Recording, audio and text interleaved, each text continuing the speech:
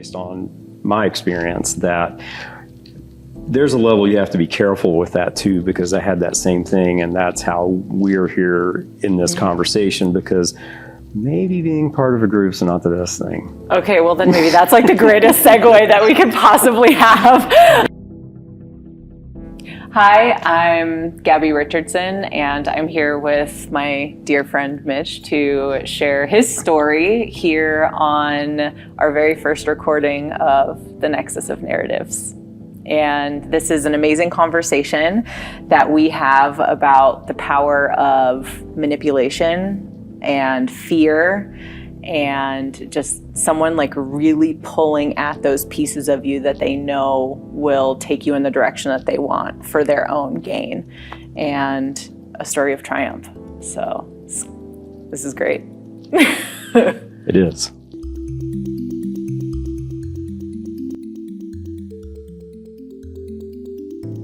Hi, I'm Gabriella Richardson, and I am a lover of learning. I am a cultivator of community, and I am a seeker of belonging. I am a messy and imperfect human, just trying to do my best to make this world a little bit of a better place. So I look forward to you joining me in that pursuit on the Nexus of Narratives.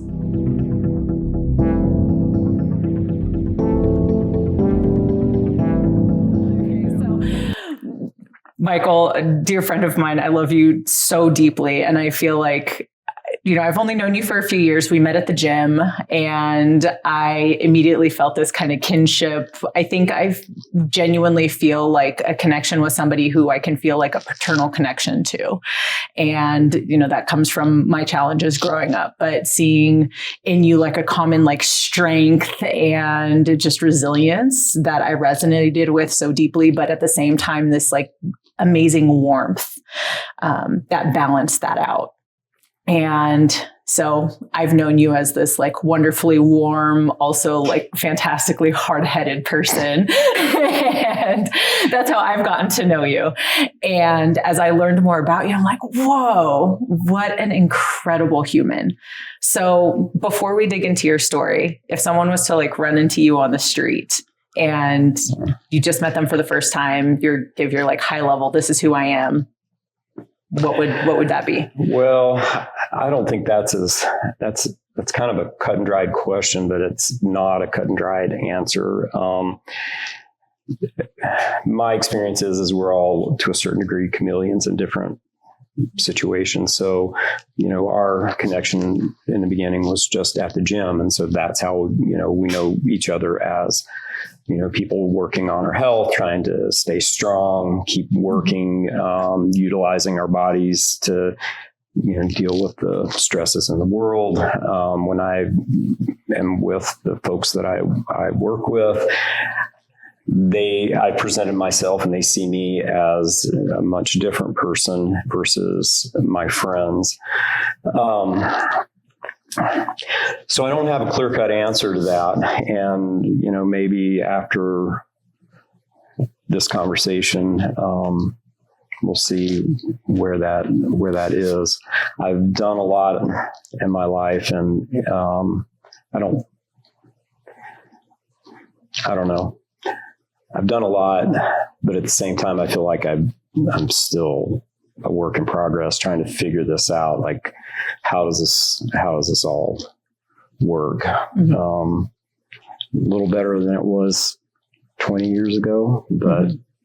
So then how about we reframe the question a little bit before we dig in, is if you were to say, this is how I spend my time in an average week, what are you typically doing? Well, like with your work, working out? There's family? A huge chunk of time that is involved with work, but the time that I'm not at work,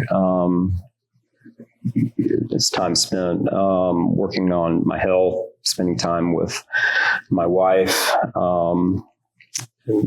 involvement with my kids, which, they're grown and out of the house. So it's different now than it was 10 years ago.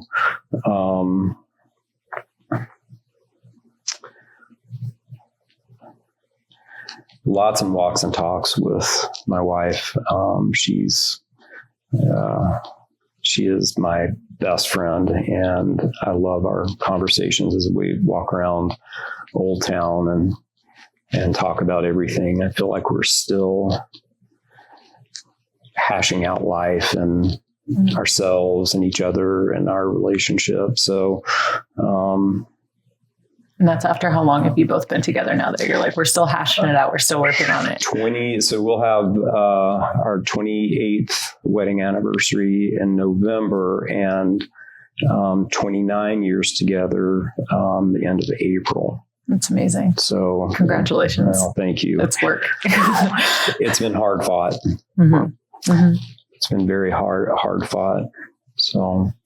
Well, so then beyond this, like, I'm your average guy, I spend time with my family, I go to work, I go on walks, I'm working on my relationship, I have kiddos. Like, what brought you to this place? Like, let's talk a little bit about your life and the story that you're here to share, wherever you want to start with it. So we had dinner. We were having dinner with some friends, and I can't remember what the conversation was about, but I brought up the fact that I was in a religious cult for 25 years. And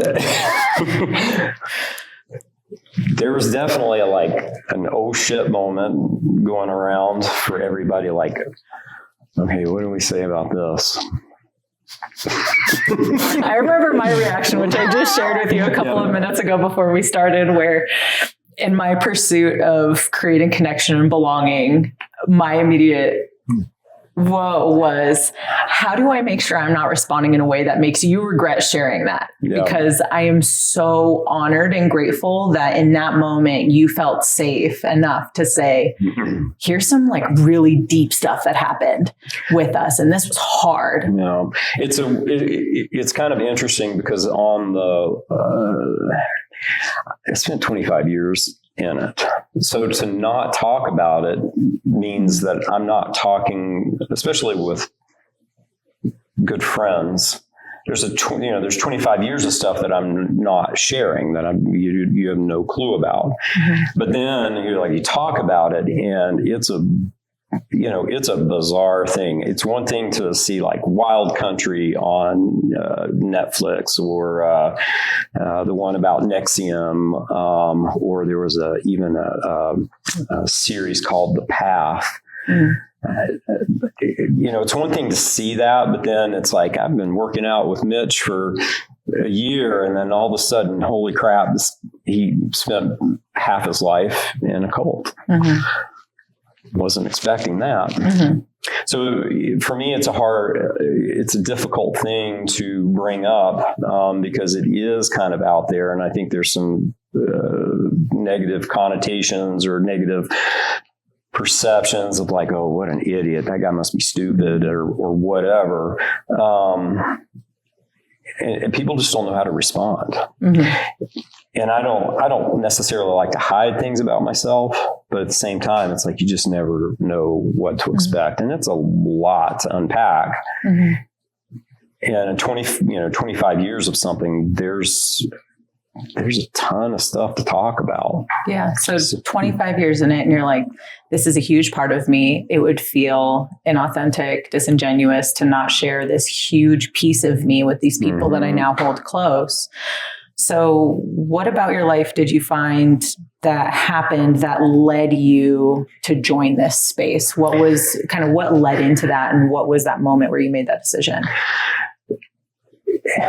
It wasn't just a moment. And, it wasn't if you look at some of these documentaries, the group or, whatever organization was in existence, you got invited to kind of a seminar, and there were people there that talked about, what it's like to be a part of this or that. I graduated, I'm from North Carolina, graduated from school, spinning my wheels, and my dad's been out here since the 70s. I started coming out here in the 80s. And after I graduated school, was having a difficult time just getting settled, finding a place, finding work, just finding something to kind of get started on my life. And he suggested that I come out here. And at that time, he was dating and living with this woman named Victoria. So finally, I made it out here and was living there for a while. And she was kind. She was warm. You get treated well. Lived with them for a while, moved into an apartment. My dad was a body worker, so I would go in and, get work done from him. Victoria presented herself as a therapist. And,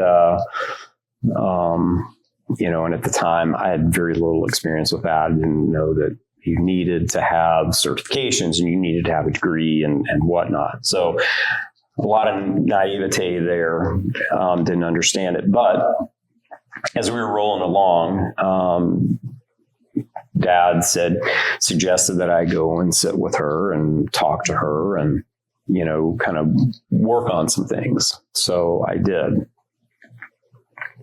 And that's where she started introducing me to what they called the Ascended Masters, which there's a history of that dating back to like the late 1800s through I think it's called the Theosophical Society. There was the I Am group in the early 1900s, I think 1920-ish. They were pretty big.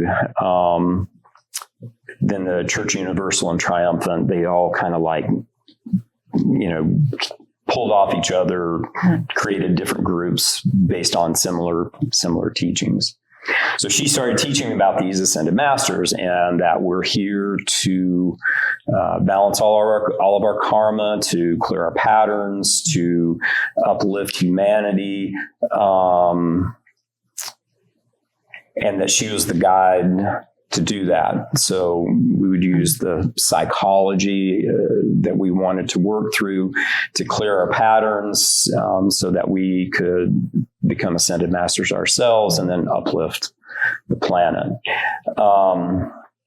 So I read books it was called Unveiled Mysteries from Godfrey Ray King, whose real name was Bob Ballard. I read books from Mark and Elizabeth Clare Prophet that she recommended. I was given writing assignments to work on what they called the four lower bodies: physical, emotional, thought, memory bodies, to clear them out. I was introduced to decrees. Decrees are very similar, and maybe somebody else would disagree with me that's more deeply involved with like Hinduism or Buddhism, but they're decrees where you sit and it's almost like a poem or a rhyme where you are invoking a light quality or a quality of the masters to help to transmute the information that comes out of your four lower bodies to raise your vibration, and then hopefully your higher self, which they called the I Am Presence, would descend on you and give you clarity within that. I wish I knew how many tens of thousands of hours I sat and did a decree. And it was wild. I was telling you, I'd pulled out my notebooks as it turns out, right at that time where I was starting to transition mentally out. And I had decrees that I haven't thought about in years pop up in my head, and I still know them. They're still memorized, and I haven't done any of that crap in 9-10 years, and it's still there. So at this point, there was this really steady runway, it sounds like, that you were brought into. And so at that moment that you were I'm picturing you're kind of like slowly being pulled in what all sounds great. Like, I'm a huge advocate for therapy, love helping people, like all of these things that you're like, okay, this is good stuff. This is important. But like in the meantime, you're slowly being roped into this different world. And so what do you feel like at that point, maybe you believed about yourself to be more open to that suggestion, or that you believed about those around you? Well,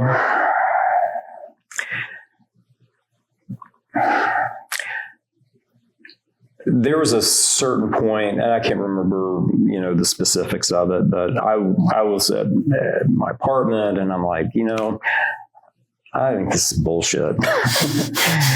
And I'm like, I just don't think this is for me. I don't think I want to participate in it. And I came back for my next session with Victoria and said, I don't think I believe this. I think this is okay for you. And I got ripped into just up one side and down the other, just, this is a gift. You've been offered this opportunity by the masters to participate with me and to learn these higher teachings and to lift yourself up out of what you've been living in for 10,000 lifetimes. But ultimately, what was behind that was, hey, I'm going to withdraw my love from you. You're not, you probably won't be around me. I've got 2 half brothers. You won't see them. John, certainly, my dad's certainly not going to have anything to do with you. And so really, it was the threat of being isolated and alone, and that fear of not getting to be around my dad anymore, who part of the reason why I moved out here in the first place was I didn't meet him until I was 14. And so there was just not much of a relationship there. And this was my hope that, hey, we're going to develop a relationship. So got slammed. There was that innuendo of the threat of that love being withdrawn. And so I just was like, go, and just basically went into compliance pretty quickly. Because from there, so now knowing, which I didn't know, you didn't have a relationship with your father for the longest time. And then to be like, I don't want to lose this. So there's all this fear. Yep. Sounds like, I don't want to lose my father. I just made this connection. I want to stay connected. I don't want to feel abandoned again. And now you're dangling this thing off of me. It's like, well, I have the key to what you want most, this connection to your family, this love, what you just found again. Yep. And it's going to go away if you don't come in this direction. Like we were just talking about this, in sociopathic behavior, people can be very intelligent in their manipulations. And Victoria was an extremely intelligent person. And she had that ability, like when people came into the group, it was very much, it was like the sun shining on you. You felt her warmth and her pull you in, and you felt special, which that's one of the major things about cults is in the beginning, you felt made to feel special. Like, hey, you found us. You found your way here. You came from wherever in the country or the world and you found us. That was your magnet being drawn to me, and good for you. And I love you, and you're special, and you're part of something that nobody else is. So I isolate you because you're part of something that nobody else is, make you feel special and above and beyond. Just right there, you get hooked in, and that you're special, you're loved, and you're part of something that nobody else is a part of. And within that, fear is utilized, that if I don't stick around with this, I will be lost. I will lose this opportunity.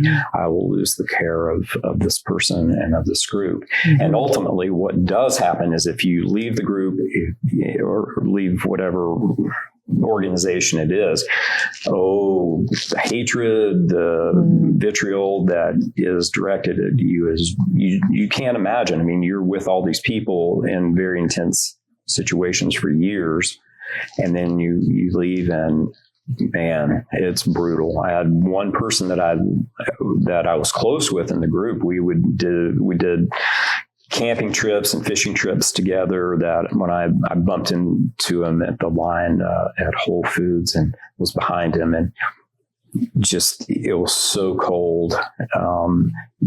Just looked at me and then basically ignored me. Wow. Which once again, that's how they control you. Mm-hmm. So, and that's how Victoria controlled me in the beginning. Mm-hmm. So you have this dangled fear, but also this warmth, this exclusivity, but we're doing the right thing. We're doing something for the greater good of the world. But then still this like power of what can be drawn out of fear itself. Mm-hmm. And then, as I said earlier, I feel like I see everything through the lens of us having a sense of belonging and connection with people. So then there's this, oh, but if you're with us and you're here and you're a part of this group, we're giving you belonging, we're giving you purpose, you're doing something good. There's this exclusivity. It all sounds like very sexy. But then the moment you start to pull away, they pull at the fear, the abandonment, like all of your traumas. You talked about manipulation. And so there was a point after you're going through what you had earlier told me was like brainwashing and all these different exercises. There was a moment where you started, even after the initial, to say, this isn't right. I need to get out. So like, let's dig into what that whole path was like. Cause I'm sure it wasn't just a moment. Well, so, and I want to back up a little bit too on one thing. The friend that I saw that treated me that way, but I had that situation, but I also did it with, there was one guy that left in particular, and he left the group, and the last time that I saw him, he came to pick up some tools that he had left at my house from a project we had done together. And I was such an asshole. Like it's one of those things that, at this point I've talked to him. Once I left the group, I apologized. We had a conversation about it, but it'll be one of those things that just sticks to me for probably the rest of my life. Cause it was just brutal. And it's just not how I am. Especially when, this guy made the right decision. He absolutely made the right decision. Mm-hmm. So 25 years in, the long and the short of it is that's how Kirsten and I met. Kirsten was her student, client. She introduced us, and then we ended up getting married. Had kids, and there were a couple of different points along the way where actually we were like, what the hell is going on? But there was so much fear, and Victoria had played us so much that there was very little relationship going on, direct with her. It was, Victoria was here. This is how our relationship went. And that's how the relationships went with everybody else in the group. It was very, very little of this. And what was like this was coached and brought through her and directed. So she really was a puppet master within the group, allowing certain contact, had to be a certain way, directing feedback sessions. Like if somebody did something that was in her eyes inappropriate, then she would direct somebody else to give feedback. So, you're talking about like the premise of the group was to become better citizens, to be better individuals, et cetera. Well, that's all well and good. But what was happening was she was taking that information and manipulating it for her vision, what she thought it needed to be, and also to control all the individuals of the group. You might do a writing that was very heartfelt, very realistic, very true, very authentic, and bring it in, like, wow, this is amazing. And then just get ripped to shreds and know that's your ego. You just lowered your vibration. I can't believe you spewed that out into the world. and then well, you need to go do the violet, which the violet flame is the transmuting flame that helps us to transmute our karma and uplift our vibration. So you need to go do hours and sit in front of your altar and do hours of violet to transmute this garbage that you just brought to me. And then, Shame, the power of shame. Like all I'm hearing right now is the power of shame and manipulation. Yep. So when I say that, talking about joining a group, it's not going to happen again. There are very few. I've got a circle of friends around me that are of individuals, and But in terms of joining a group like that again, even thinking about it, there's this repulsion that's in me that just is like, nah, I don't even want you to invite me. And so it sounds like there's still some like fear that's like, no, I'm not doing that again. I don't trust groups. I don't trust them. Is that hard? It's not. And the reason being is that the thing that kept me in the group was I didn't trust my instincts and I didn't trust my thoughts.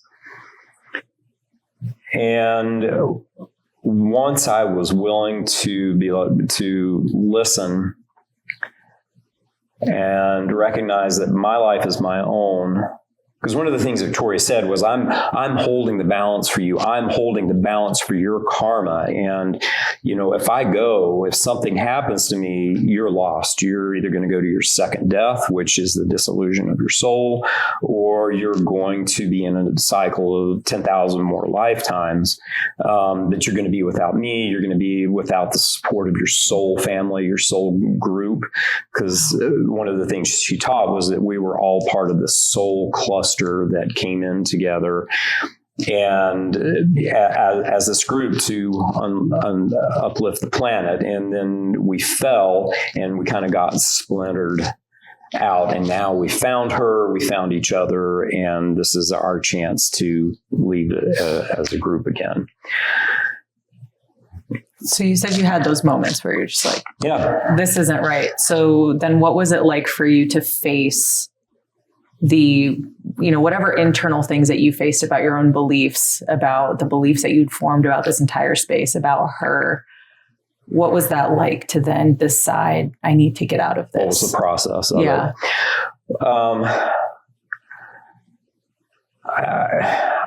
It was always obvious. Well, I shouldn't say always. I think there was a point for Kirsten that she knew that I was not buying into it. Like I couldn't do nothing fit. I would go into these sessions and I would get just reamed week after week after week. And then after my session, Victoria would see her and tell her how bad that I was. And then, and then I'd have to deal with that at home.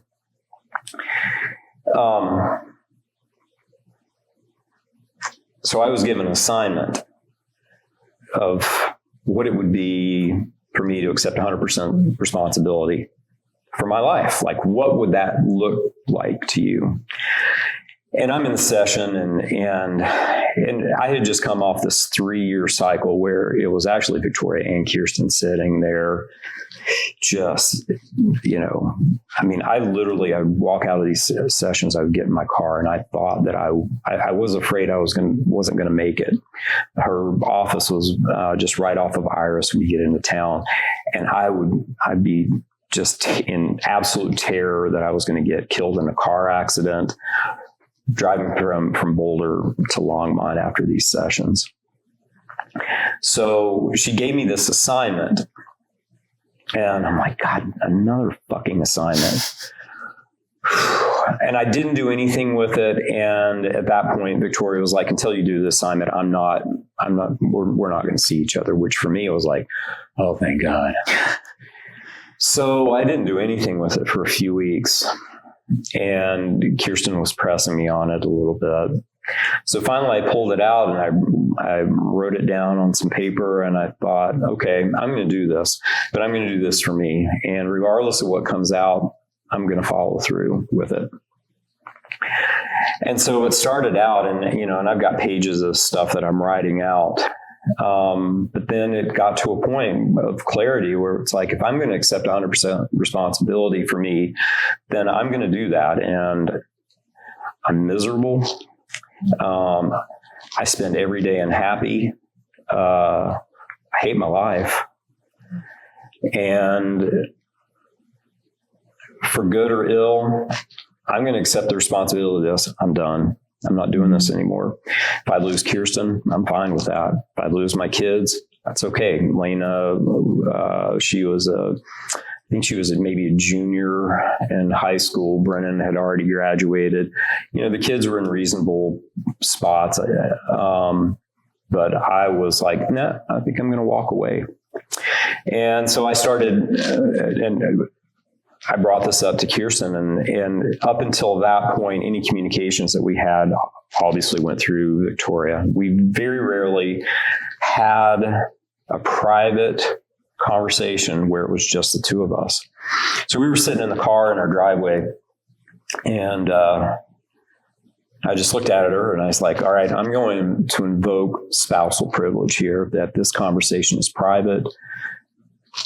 You're not to talk to anybody about this. And if you do, I will automatically leave. I will be done. And so I started unpacking everything of the inconsistencies. One of the inconsistencies in the group, which is as you look at documentaries of these cults, there's always inconsistencies that the leader's not following through with what they're directing everybody else to do. Like, she controlled our sex life. And meanwhile, she's living with my dad, and she's banging one of her students that she was in a relationship with, elevated him in. He became a holistic doctor here in town and still in practice. I mean, I paid him so much fucking money for the kids. So she's banging him while she's supposedly in a relationship with my dad. So you see this inconsistency. Just the inconsistency. So I thank you. We talked before. It's like just so much to unpack. Mm-hmm. Inconsistencies on money, she's telling us to do this and that, and then she's out there doing exactly the opposite. And I'm like, this is wrong. This is wrong. And, Kirsten had a much different experience than I did. She was in essence, Victoria's daughter. I mean, she called Kirsten her daughter. Kirsten always, said, she is my best friend. She is the best friend that I have on this planet. Mm-hmm. And so, to her credit, Kirsten kept that stuff to herself. And then began a year and a half, give or take, of just daily conversations. She's trying to convince me that I'm wrong. She is absolutely afraid that I'm going to lose my soul. I'm going to lose my ascension. I'm going to my second death, that I will cease to exist. Mm-hmm. But that was the beginning of the end. So I wrote this out, and I wrote this paper out, and at the end, it's like, I may or may not ever share this. Mm-hmm. But I knew I was finished. Mm-hmm. And Kirsten actually at some point came along. She's like, well, Michael, maybe you need to be done. Maybe you've gone as far as you can go with this, to her credit. Can we dig into that a little bit more? Because at some point, so you're realizing these inconsistencies. So I want to kind of dig into the beliefs that you had, or the values that you had that said, wait a minute, and really got you going. What was kind of that internal experience like?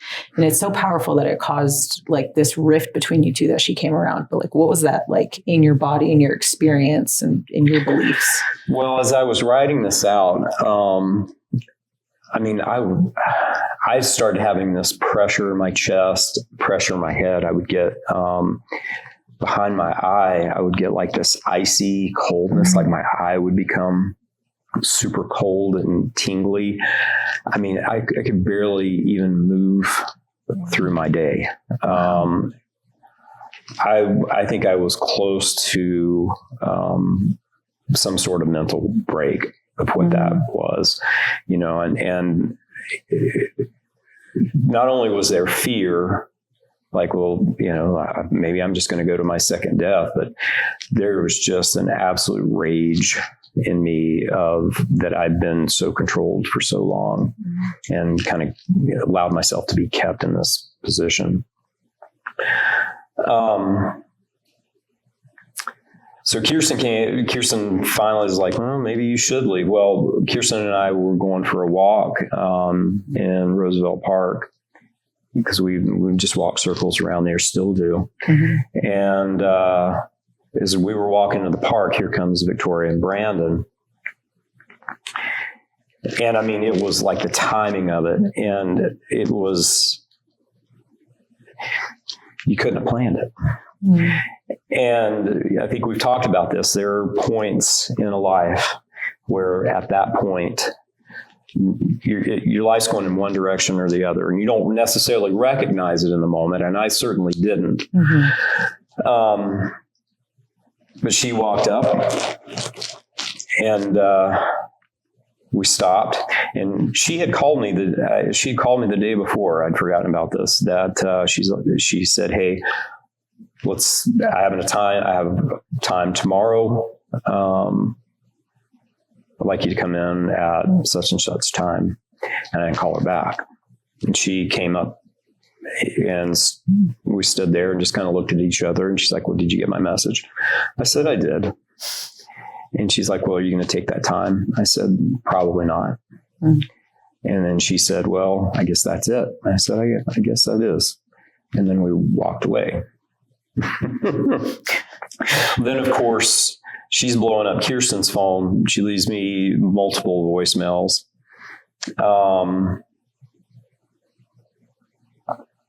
I did not listen to a single one of those voicemails. I deleted them all. Mm-hmm. I blocked her for a while.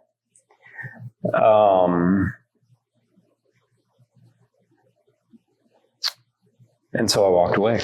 And that was it. Now, meanwhile, my relationship with Kirsten, she is beside herself. And finally, come Thanksgiving time, Kirsten kind of cracks me. I call Victoria. I go to the group meeting for Thanksgiving. I'm kind of back in. I go to sessions, but it's not the same. I'm just like, fuck, I don't want to be here. And then we make a trip to North Carolina. I take my kids out there. My kids had not met their maternal family, had not met my mom, my grandmother, because one of the things that Victoria did was separate us off from our families.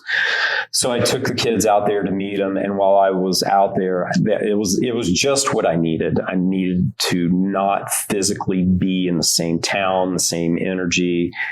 And while I was there, I was like, and I unpacked a lot of the stuff with the kids. I was like, that's it, I'm done. And I just never called her back. I never did anything after that. Kirsten kept going with it. And then I mean, there were just every single day for months, every day, we're back at it. We're back at it. We're back at it. We're back at it. And every day I would have to remind her of the inconsistencies. She's fucking Brandon. She kept us at odds. I mean, she threatened, part of the way she was able to keep me around for so long was she threatened to take Kirsten away from me. And you know how I feel about my wife and my kids. And that's what kept me for so long is the threat of Kirsten divorcing me, taking my kids away, because I knew that if I left that house, I'd probably never see my kids until they turned 18. I can't imagine that. So it's like, Kirsten, the brutality of this, okay, just to remind her every day. And she could never leave either. I mean, we both came from divorced homes. Divorce was never an option for us. It was a last resort. And it came to a head one night that I'm like, if you don't leave, I don't place any restrictions on Kirsten. She can, I just don't, except you have to stop seeing Victoria. You have to leave that group. If you don't leave the group, we're done right now in this moment. And as all this stuff was unfolding for the months and months and months, Kirsten was reserved. She was contained, remaining kind of back. And she opened up and she stood up and she just started crying. And she said, "You don't know how hard this is for me.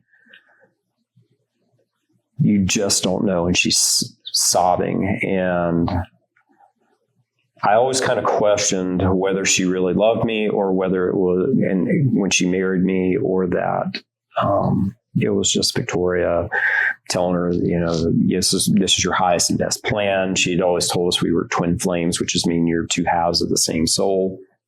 Once again, a manipulation. But I looked at her and I'm like, oh my God, she loves me.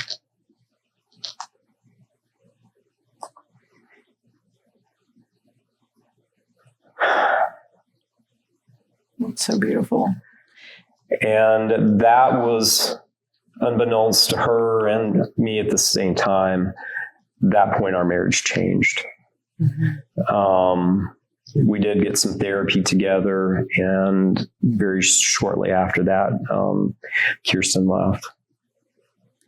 And I know you both as out of this and with such a beautiful connection, such a beautiful relationship. So what is it like now to be you, to have this behind you?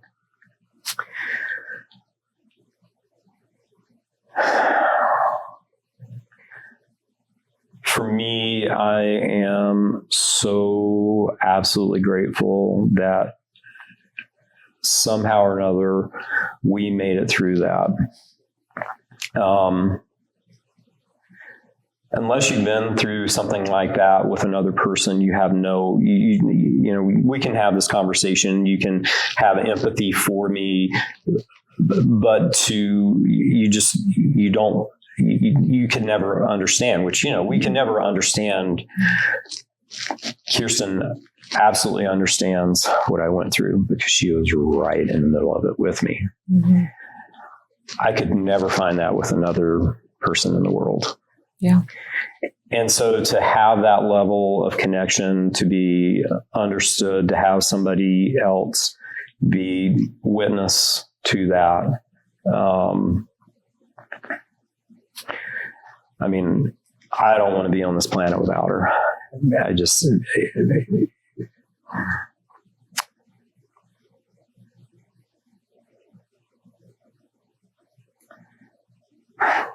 just think it's so incredible to have that connection, that authentic, deep connection with a person, to say, you get me at all times. You see me, you know me, you accept me. Yeah.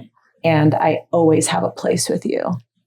And there were so many moments where you both could have chosen differently, especially in a space where for so long you're like, are we actually together because of us or because of this puppeteer?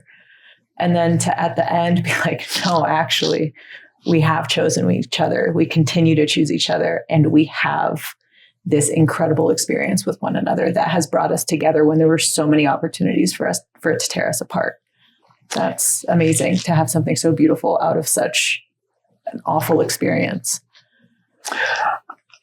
I don't know that at the time we got married, if it was a choice. But the choice to be together now, the choice in that particular moment, that was where, just in my perspective of things, that's where we truly chose each other. And,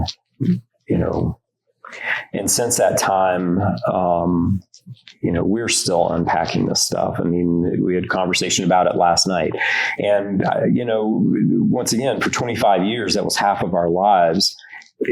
Even though in many ways for me, it feels like a completely different lifetime. I feel like I'm a different person. And there's a level of it that it feels like a dream in my memories. A lot of it's starting to get kind of foggy because I'm so involved with now, and I've done a lot of work on my own doing, I actually saw a real therapist and I found a amazing woman who did EMDR here in Boulder, and I was in the right place at the right time, just within my own psyche. So we were able to, she stuck by me. We did 4 or 5 sessions that were super intense. And God bless her, she just stuck with me and followed my lead and just cleared through a lot of the rage, a lot of the hatred. There's sometimes just such a blinding rage at her, at Victoria, at members of the group, at my own sticking around. Sometimes it was unbearable. One day I lost my shit and I went down to, I didn't realize Brandon had moved out of his house, and I went to his house. I mean, I was a blind rage. I'd never felt anything like it. And it was actually at that point I was like, okay, I need some help. And we found the therapist who did EMDR, and she really helped me clear that stuff out and change my brain patterns. I'm so grateful to hear that you found a good relationship with therapy. Because as we'd said earlier, I'm a huge advocate for therapy. EMDR changed my life too. So that's something else we'll have to connect with in the future. But I'm so glad you're able to restore that relationship, not only with yourself, but with practices that can actually be helpful after such a damaging experience. Just, we were just talking about, God knows what's going to start coming out. So the 25 years that I was there, the reoccurring dream that I would have in one form or another was I was in prison, trying to escape a prison. Barbed wire, war around me, trying to escape out of that. And I would wake up at night and Kirsten would be shaking me awake because I'm yelling in my sleep. A dream that happened shortly after some of the pieces of the EMDR were starting to unravel the pathways in my head is I had this dream of I was in one of the rooms that we would meet in sometimes as a group. And I think this was during COVID, and there was so much fear and masking and stuff going on. And Victoria was there, but I was in that room with the group, and I'm like, oh, no, we're not.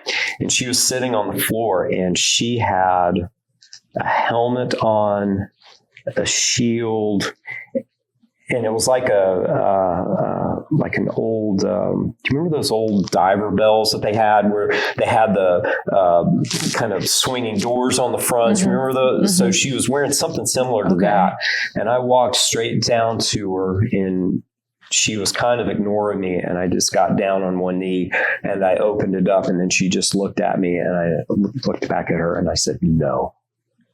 Wow. And woke up. Wow. And that was when I knew there was a level of I'm done. I'm done. Now I'm still unpacking. There's still refinement. There's still clearing and stuff that's going on. But that was such a defining moment to just look her in the eye in that dream and just say no. Mm-hmm. Mm-hmm. That's so amazing. Well, thank you so much for sharing this. Yeah. Just wow.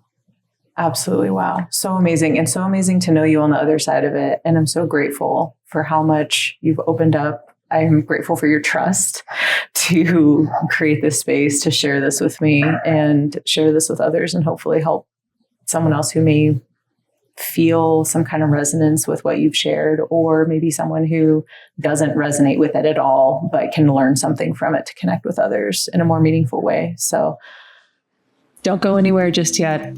We're going to continue this conversation in just a moment. Check it out. Yeah.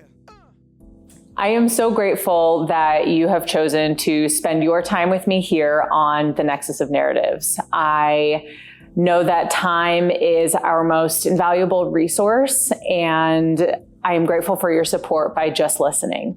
If you would like to further support the podcast and my continued work in this space, please go to www.nexusofnarratives.org. That is NEXUSOFNARRATIVES.org for more content, ways to support and connect with others.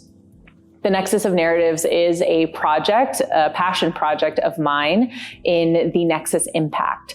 So if you are looking for coaching services to become the type of leader that others want to follow, or help improve the culture and engagement of your teams, your organizations, and build greater community to help reduce lost costs due to turnover and inefficiency, reach out to me. I would love to help support you in your work. And if that is the avenue that you would like to go, you can find me and connect on my website. That is thenexusimpact.com, or THENEXUSIMPACT.com. Thank you.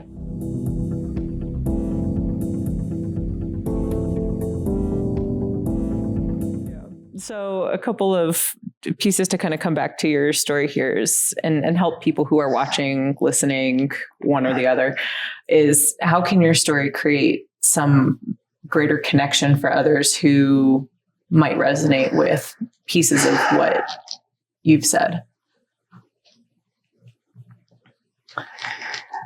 You know, fear is such a powerful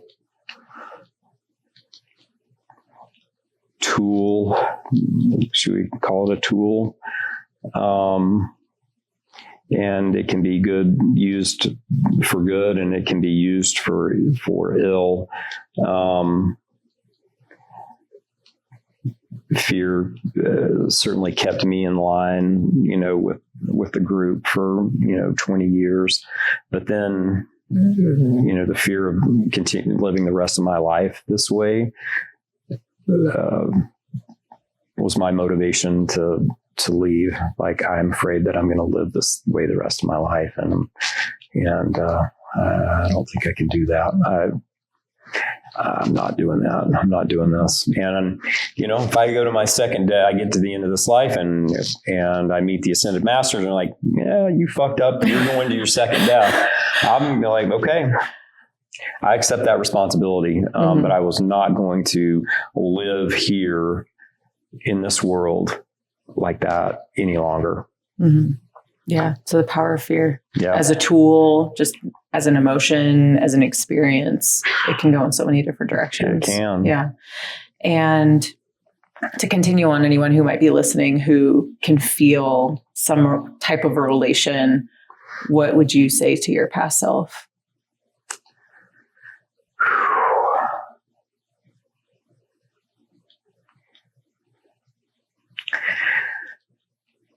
I don't know if there's any advice that I would give my past self in any of this. And the reason being that I say that is we are where we are. I am where I am. We are where we are.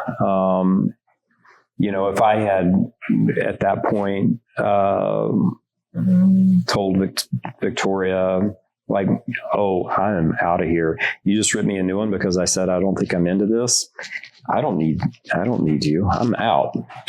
You guys can do whatever the hell you're going to do. I'm going to go live my life." Well, I wouldn't potentially have my kids. I wouldn't have Kirsten, and there's no great loss without some small gain. We lost a lot of time, and it was difficult, but I would not trade my relationship with Kirsten and my kids and having the circle of friends that I have around me. I wouldn't trade that for anything. Those people mean the most to me. Mm-hmm. It sounds like the message is you did the right thing at the right time. Yeah. I mean, you spend a lot of time, and I still do get caught up. I'm like, I should have said this and I should have done that. And I should have. What good is should? I love the saying, don't should on yourself and don't should on others. You can, and I still do from time to time, it's super easy to beat yourself up for few and you should have did this or that, but ultimately, where are you now? I'm not easily duped anymore. I've got a really strong bullshit-o-meter that, I can sniff that stuff out pretty quickly. Mm-hmm. I would never want to go through it again, and I certainly wouldn't want to put anybody else through it. Now, am I glad I went through it? No. But if I could go back in time and change things, or I don't know if I would or not, because that would ultimately change now, and I wouldn't want to change now, and I wouldn't want to change the relationship that I have with my wife and my kids. Mm-hmm. So yeah, it's amazing.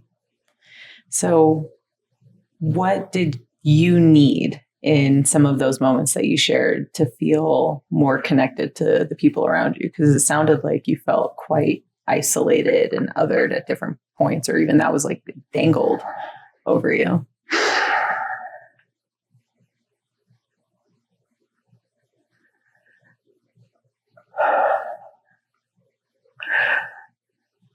Personal opinion with that, I think there are just some moments in your life where it has very little to do with how anybody responds or doesn't respond in your life. It's about, it's that relationship with you and yourself. Mm-hmm. And that's where I was with it. There was a level, it did not matter to me, the response that I got from Kirsten, from anybody else, that I'm not living this way anymore. Mm-hmm. And I don't really care how you respond to it. My response is that I'm done. Mm-hmm.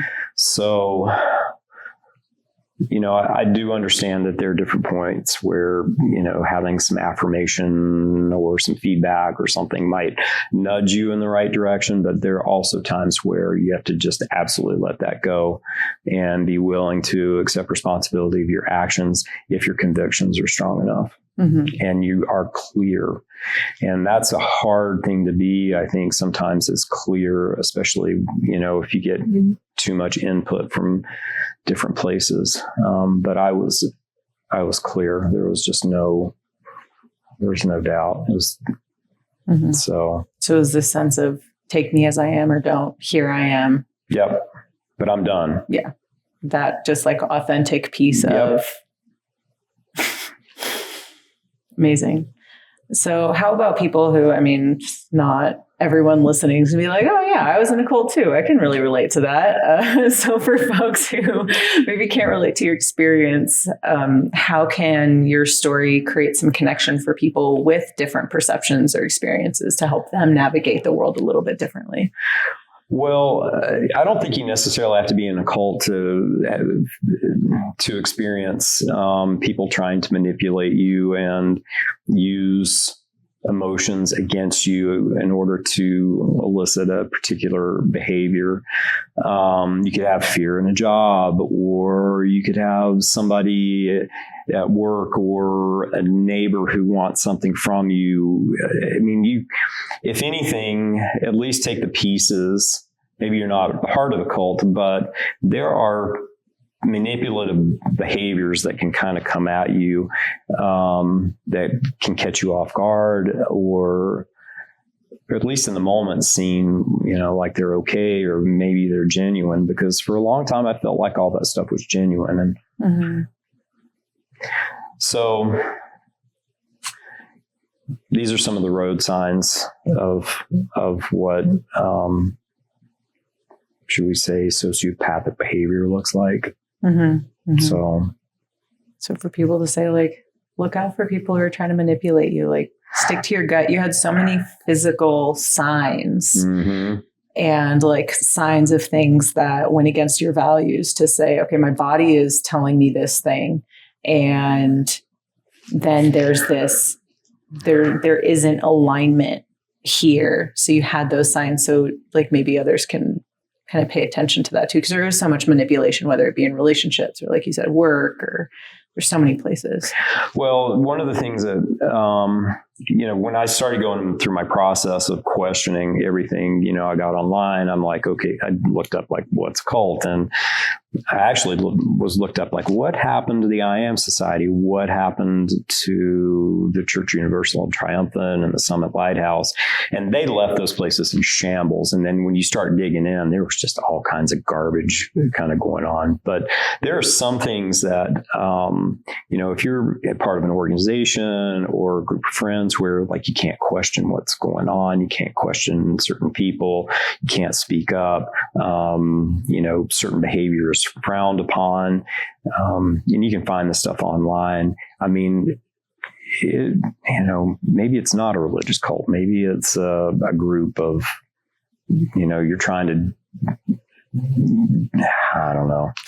You know what I'm saying? I feel like for me, to pull in some of my experiences, like that's how it felt kind of in my past marriage. Like I will forever say, like, I don't think he's a terrible person, but we brought out the worst in each other. And part of that was a lot of emotional manipulation. Yeah. And so for me, I remember being in that space where like, if you saw me then versus now, the past me was a completely different human, just a shadow of who I am now. And she was so afraid, and that fear was used. There was a lot of manipulation. There was, I didn't feel like I was allowed to wear makeup. Every time I went to go visit my family, there were a lot of emotional repercussions, and there was a lot of emotional punishment. And there was my moment that really illuminated for me was when a fight was picked just so that he could avoid me for an entire week to play video games. And that was the moment for me that I was like, what is going on here? And then everything else started to make sense. So for me, that manipulation was like not being able to show up as my authentic self, not being able to have my own friends, having distant connection with my family. And unfortunately, I think there are a lot of people who experience that in a relationship type setting, whether it's a friendship or a romantic relationship too, that manipulation. Hearing you say that, one thing about groups, you can say groups, families, whatever, that are dysfunctional, is the group becomes more important than the individual. And that's cult-like behavior. The individual, the growth of the individual, the support of the individual, maybe sometimes at the discomfort of the group, the family system, the work environment, the well-being of the individual should be of paramount importance, in my opinion. And it was never about that. It was about the group, comfort of the group, and conformity. And then that hits into like me being raised to don't disturb anyone around you. Don't make anyone else uncomfortable. Don't be too loud. Don't be too this, because you're going to make other people uncomfortable. You're going to disrupt. And then here I am now. I'm like, I'm going to be a disruptor. I'm going to speak up. I'm going to make people uncomfortable. Paradox. But and one can be as true as the other. But I think it depends on your mindset. And are you trying to change somebody? Are you trying to elicit somebody else to be a certain way? Versus, Amazing. Is there anything else you feel like you want to share? Well, it's going to be interesting. I want to talk in a week or two, and just once we both have time to process it or digest some of this, because like a lot of this stuff I really haven't thought about in a long time. So, it's in that little box in the compartment stuck away. So, it'd be interesting to have a conversation, in the near future and see what we get out of this. And absolutely, especially as I'm going back through the conversations and recording it, and a lot of time to process. Yeah. Well, thank you so much. I'm so grateful. And I hope that folks listening were able to get a lot out of this too, and take something that can help them connect in more deep and authentic ways with people who don't have the same experiences as them. So thank you. I was happy to be your guinea pig. Thank you for being my guinea pig. I think this went pretty darn well for you being my guinea pig. At least for me, it feels that way. So thank you. You're welcome. And thank you. Woo, we did it.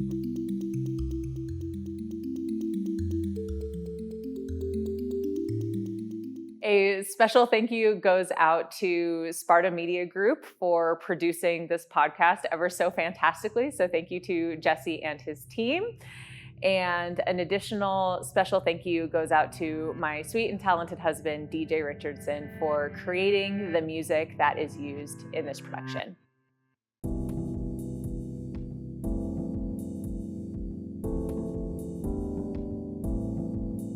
Thank you so much, so deeply for spending your time with me here on the Nexus of Narratives. I hope that you found this to be a tremendously valuable use of your time and your capacity, and that this might help you to create greater connection and compassion in the spaces all around you.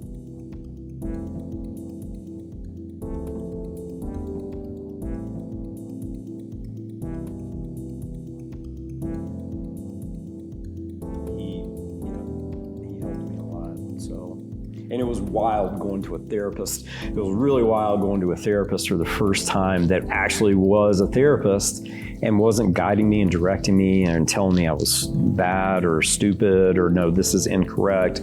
Hey, what do you think about this? In fact, one of the things that he said to me that was, I sticks with me to this day is that, humans are just a paradox. We're a paradox. And then he said something else. Well, the paradox meaning like you can have love for life to protect and save people, and you could potentially be willing to kill someone to protect your family. Mm-hmm. That's a paradox. Mm-hmm. And then he said something else to me that this transformed me. There's always this fear of death to some degree, or just the uncertainty of it. And he just said, nobody really knows what it's like to go through. We really don't know. And he said, the people that seem to find the most peace are the ones that are like, I don't know, and I'm okay with that. I'm okay with it being a mystery that I don't know, and I won't know till it happens, and I can live with that.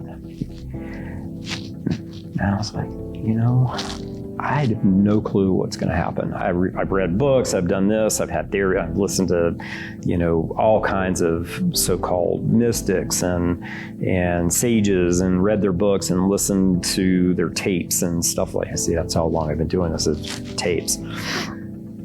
But ultimately, nobody fucking knows. And the greatest piece I found is like, don't know. I'll meet it when I get there. And in the meantime, I'm not living my life for something that may or may not happen in the afterlife. I'm going to live my life for now, and, to have the repercussions of now. Mm-hmm. And I'm willing to accept that. Well, and that's like something that you told me weeks ago when we first started talking about this, to say, I learned when someone says, hey, I've got the answer, follow me, run in the opposite direction. You already lost me. You already lost me. Yeah, and with me, that shows up, as we were talking about earlier, before you come in, there are a few people in here, and we were saying, like, if someone says that they know everything, they don't. Like, the more you know, the more you know you don't know. What was it that you called it, Jesse? You're you're too stupid to realize you're wrong. Like, there's that. There's so many different tropes, theories, sayings of, don't go with the person that acts like they really got it all together. And that's why I love that, you've been through so much. Like, I'm still learning. Like, that was the first thing that you said when we started chatting. I'm still figuring it out, and I'll forever say I'm still figuring it out. One of the coolest things that has kind of transpired in my relationship with my kids, with just in terms of this, is that I feel like they're starting to recognize that I don't have things figured out, and I'm not pretending to. And I think, and to have the ability to like, shit, I don't know, but let's talk about this a little bit and see what we need to do. But the older I get, when I say I'm a work in progress, I just feel like I understand so little now, and I certainly don't have a clue about what's really going on spiritually in the ethers, how we ended up here, what happens when we're done, and that's okay. Ultimately, I try to be a better human. I try to be a good husband and a good father. My friends mean the world to me. I hope that when I die, they're not like, oh God, thank God Burris is out of here. But they're legitimately like, I know Michael loved me, and I'm grateful that I got to have that time with him. And back to what we were saying, it's an interesting. I have this relationship with a few people, but in our friendship, you and I don't talk a heck of a lot. We might have a little communication on Facebook or something like that, or bump into each other at the gym. But it always feels like it picks up right where it leaves off. It doesn't. It's a connection, and at least for me, that just it's timeless, and we just pick up right where we leave off. I've got a couple of friends like that, and it's a really cool. It's a really cool thing. Yeah, I love that too. Because you're in a different phase of your life than I am of mine, and yet within that, there's just something there. It's pretty fun. It's pretty cool.